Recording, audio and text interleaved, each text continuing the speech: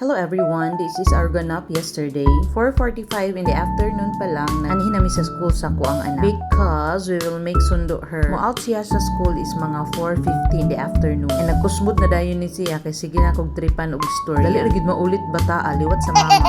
Amo sa gid siyang ginahatod sundo sa school kay dili pa man niya kabisado ang place. Para pod maka-save me kay ang ilhalag impleted diri tag 20. And after pagsundo sa iha nang larga na dayon mi kay napod mi i-prepare sa house. Early man ko mag-prepare og panihapon para early pud mi maka-relax this day. Kay kini akong anak na siya ginabuhat every night nga pang business daw niya. Business minded yarn. She will be posting her small business charot soon pag mahuman na niya to buhat tanan. Untain niyo hapon siyang suportahan. Like how you supported me sa ako ang vlog serye. Thankful kay ko sa inyo ang mga support. Wala jud ko nag-expect na daghan pa daay gahulat sa ako ang mga vlog. Like mga comments and messages nga ma'am support gyud ko sa imong vlog, gahulat ko sa imong mga post, gatanaw-tanaw gyud ko sa imong mga vlog. And it really means a lot to me. Salamat kaayo sa inyo. Nag-ihaw na pud ay mig manok Bisaya sa ako ang ginanubra na gyud iyang mga manok didto. And for our panihapon, nagluto lang gyud mig adobong manok. I mean adobong native naman. Kay ambot uy dili man jud ko masumhan ani nga sudan. Dili jud siya sumol bisag balik-balikon bisag everyday pananamo nga sudan. Kini nga sudan no kay wala gyud bitli labi na kay gihalang-halang pud ni niya. Aw, lami kaayo. Basta jud ka lang. Kamo gakaon ba pud mo ani? Pagkalutoan mi na ni hapon na dayon mi pero wala na ko ka take og video kay na busy. And it's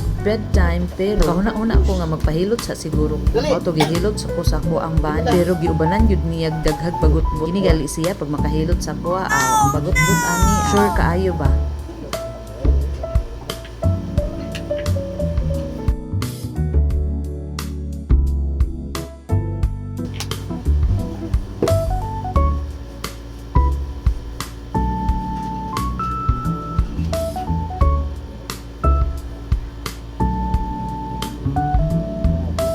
Siya pa may trabaho sa pag-massage. Grabe sa...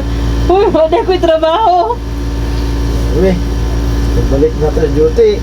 Mahirap pa. My goodness, nasawa ni. Kapamalam na lang. See, Yaw is real good sa iyaha. Masi-masi. As you can see how he hilot me with all the force talaga. Murad ni dalag kasuko iyaha ba. Pero okay kay nasa sako. Kaya nga akong pain tolerance hastang taasa.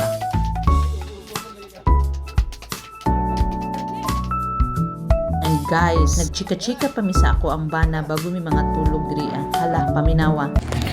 Dong. Kumabot ang panahon nga mga LDR na punta. Unsa man imong i-message sa ako dito sa Layong Dapit. Ingat ka doon. At mamimiss mo na naman ako. Mo? At magsisilos ka naman palagi. Mga hugang ni mong huna-huna. Ngayon, alam mo na gano'n ako kabisi. Ha? Te, balaan mo na. Dong imo jung gipamukha sa ko ang hasta na kung silusan.